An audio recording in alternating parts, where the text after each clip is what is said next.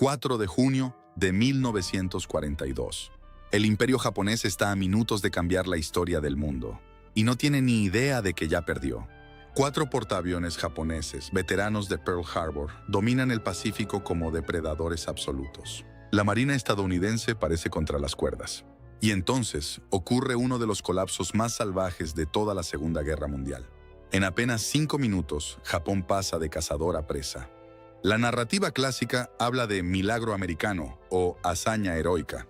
Sí, hubo valentía. Pero aquí vamos a abrir el cadáver real de Midway, porque lo que destruyó a Japón no fue solamente la puntería estadounidense. Fue una cadena grotesca de mala suerte, arrogancia doctrinal y decisiones lentas tomadas exactamente en el peor momento posible. Midway no fue solo una derrota, fue una autodemolición acelerada. El almirante Yamamoto creía que estaba ejecutando una trampa perfecta. Su idea era atraer los portaaviones americanos restantes y destruirlos de una vez por todas. Sobre el papel parecía brillante. Pero aquí es donde la cosa empieza a pudrirse. Los japoneses estaban operando con información incompleta, mientras los estadounidenses ya habían roto parte de sus códigos secretos. Básicamente, Japón estaba jugando póker, creyendo que tenía las cartas ocultas, mientras el rival podía ver parte de su mano. Y luego apareció el problema que mató al imperio japonés: la indecisión táctica. Los aviones japoneses iban armados para atacar barcos, hasta que surgió información confusa sobre posibles objetivos terrestres y navales. Entonces empezó el caos dentro de los hangares. Bombas siendo reemplazadas, torpedos movidos de un lado a otro, combustible expuesto, munición acumulada. Los portaaviones japoneses se convirtieron lentamente en bombas flotantes sin que nadie lo entendiera todavía. Y justo cuando estaban reorganizando todo ese infierno explosivo, llegaron los bombarderos estadounidenses. Aquí está la pregunta que convierte Midway en una pesadilla estratégica. ¿Cómo la fuerza naval más experimentada del planeta terminó destruida casi instantáneamente por una combinación absurda de errores, coincidencias y 5 minutos de puro horror? Para entender el desastre de Midway, hay que hablar de un problema que destruye imperios constantemente: creerse demasiado invencible. Japón venía de una racha brutal. Pearl Harbor, Filipinas, Malasia, Singapur. Todo lo que tocaban parecía derrumbarse. La Marina Imperial japonesa había humillado a medio Pacífico en apenas meses. Y eso creó una ilusión peligrosísima. Dentro del alto mando, pensaban que los estadounidenses estaban ya psicológicamente derrotados. Yamamoto, sin embargo, tenía dudas.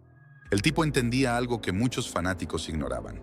Estados Unidos era un monstruo industrial dormido. Si la guerra se alargaba, Japón estaba condenado. Por eso Midway debía ser el golpe definitivo. La idea era atraer los portaaviones americanos restantes, destruirlos y dejar a Washington sin capacidad ofensiva en el Pacífico. El plan parecía elegante, hasta que empiezas a mirarlo de cerca y descubres que era innecesariamente complejo. Aquí es donde la cosa se pone peligrosa. El dispositivo japonés estaba dividido en demasiados grupos separados. Yamamoto quería una operación gigantesca y teatral, pero terminó creando una pesadilla de coordinación. Portaaviones por un lado, acorazados lejos detrás, fuerzas de invasión dispersas y sin apoyo.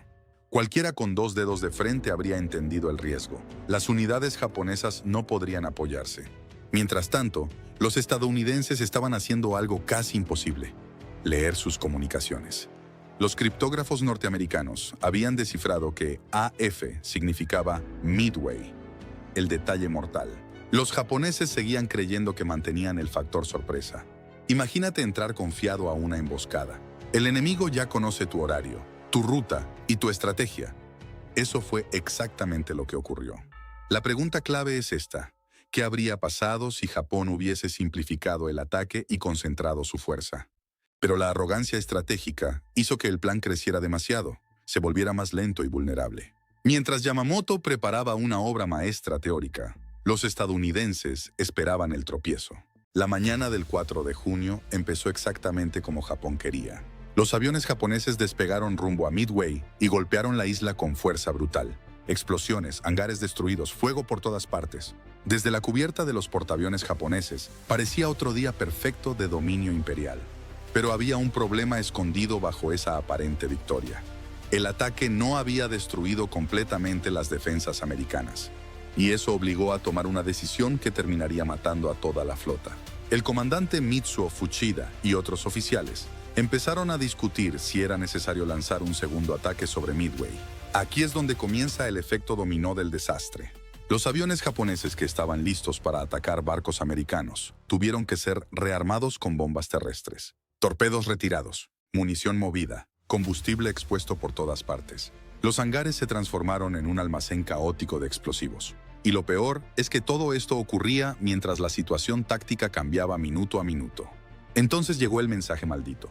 Un avión de reconocimiento japonés reportó posibles barcos estadounidenses en la zona, pero la información llegó tarde y además incompleta. No especificaba claramente que había portaaviones enemigos presentes. Aquí es donde la cosa se vuelve casi absurda. Nagumo, comandante de la fuerza de portaaviones, quedó atrapado entre dos decisiones horribles. Terminar de preparar otro ataque sobre Midway o volver a rearmar rápidamente para atacar barcos americanos. Y mientras Nagumo dudaba, el tiempo empezó a matarlo. Porque los portaaviones japoneses estaban en el peor estado posible para recibir un ataque. Cubiertas llenas de aviones repostando, bombas apiladas, mangueras de combustible abiertas, munición sin asegurar. Básicamente, 4 gigantescos bidones de gasolina navegando juntos en mitad del océano. El escenario que cambia todo es este. Si los estadounidenses hubiesen llegado una hora antes, probablemente los cazas japoneses habrían estado listos. Y aquí entra el elemento más salvaje de Midway: la suerte. Porque los primeros ataques estadounidenses fueron un desastre total. Torpederos lentos entrando casi suicidamente y siendo masacrados por los cazas cero japoneses. Decenas de pilotos americanos murieron sin conseguir prácticamente nada. Desde el punto de vista japonés, parecía que la batalla estaba bajo control, pero mientras los Zero descendían para destruir esos ataques desesperados, dejaron el cielo abierto arriba. Y justo ahí, el destino del imperio japonés empezó a caer desde las nubes. A las 10:20 de la mañana, el destino del imperio japonés se rompió en pedazos. Los bombarderos en picado estadounidenses aparecieron prácticamente de la nada sobre los portaaviones japoneses. Y aquí está el detalle enfermizo.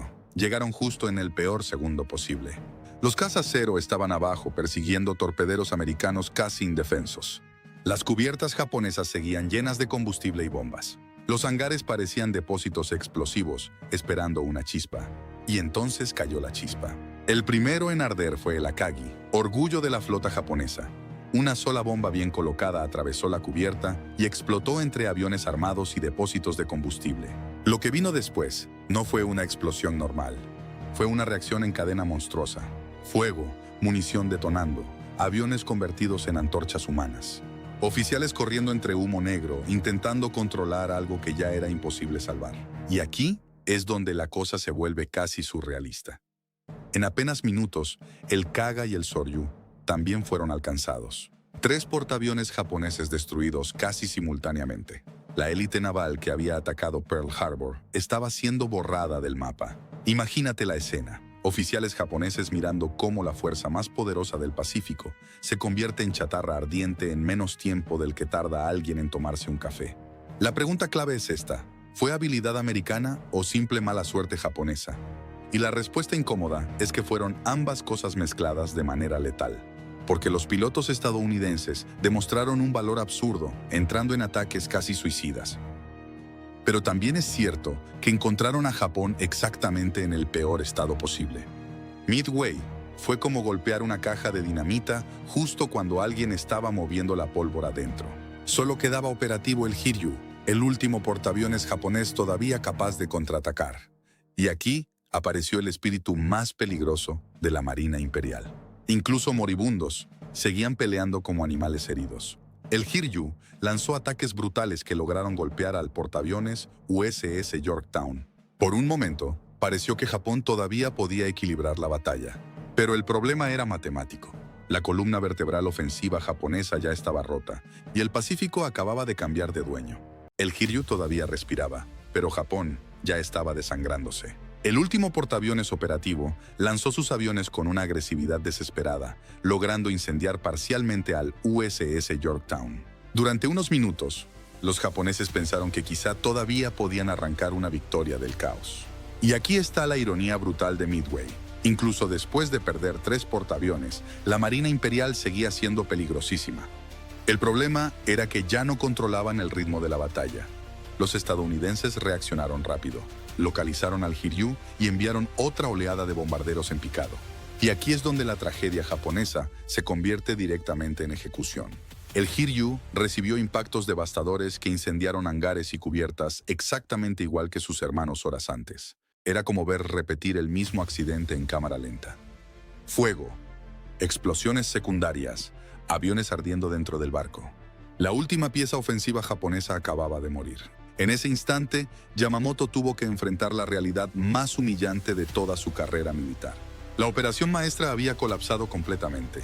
4 portaaviones perdidos, pilotos veteranos muertos, décadas de experiencia naval desapareciendo bajo el océano.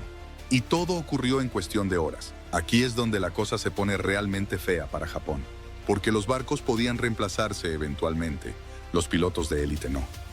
Midway mató el corazón humano de la aviación naval japonesa. La pregunta clave es esta: ¿Japón perdió Midway o perdió directamente la Guerra del Pacífico ese día? Porque después de Midway, la iniciativa estratégica cambió de manos para siempre. Hasta ese momento, Japón atacaba y Estados Unidos reaccionaba. Después de Midway, ocurrió exactamente lo contrario. El imperio japonés dejó de expandirse y comenzó lentamente a retroceder hacia su propia destrucción. Y aquí aparece la gran maldición estratégica japonesa. Habían construido una fuerza naval brillante para guerras cortas y golpes decisivos, pero no para una guerra industrial larga contra Estados Unidos. Midway expuso brutalmente ese problema. Los americanos podían reemplazar barcos, aviones y pilotos a una velocidad monstruosa. Japón no.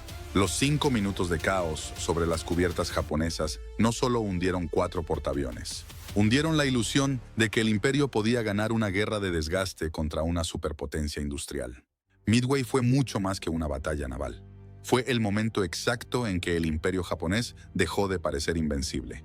Y lo más salvaje es que no cayó lentamente. Cayó en cuestión de minutos. 5 minutos de caos, mala suerte y decisiones tomadas tarde destruyeron la fuerza de portaaviones más experimentada del planeta. Una maquinaria militar que había humillado medio Pacífico quedó convertida en acero ardiendo flotando sobre el océano. La lección es brutal. En guerra, el problema no siempre es cometer un gran error. A veces basta con una cadena de pequeños errores ocurriendo al mismo tiempo. Un avión de reconocimiento retrasado, una decisión dudosa, bombas mal almacenadas, cazas persiguiendo objetivos equivocados. Y de repente tienes una catástrofe estratégica irreversible. Midway demuestra algo aterrador. Los imperios rara vez explotan de golpe. Primero empiezan a descoordinarse. Aquí es donde la narrativa romántica de la mala suerte japonesa se queda corta. Porque sí, hubo coincidencias absurdas. Pero la suerte normalmente castiga más duro a quien ya está jugando al límite.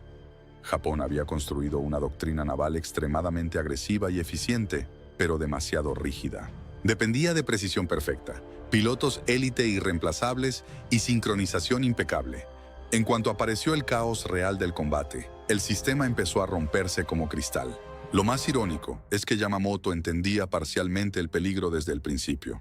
Sabía que una guerra larga contra Estados Unidos era casi imposible de ganar. Pero aún así, apostó por una estrategia basada en golpes rápidos y terror psicológico, esperando quebrar la voluntad americana. Midway destruyó esa fantasía para siempre. Después de aquella batalla, Japón ya no peleaba para ganar el Pacífico. Peleaba para retrasar una derrota que se volvió inevitable. Y la pregunta final sigue siendo fascinante incluso hoy. ¿Midway fue la mayor demostración de genialidad americana? ¿O el ejemplo perfecto de cómo la arrogancia y la complejidad excesiva pueden destruir hasta a la fuerza militar más poderosa del mundo? Porque quizá la verdadera lección de Midway no sea sobre suerte. Quizá sea sobre lo rápido que un gigante puede derrumbarse cuando empieza a cometer errores mientras cree que todavía controla la partida.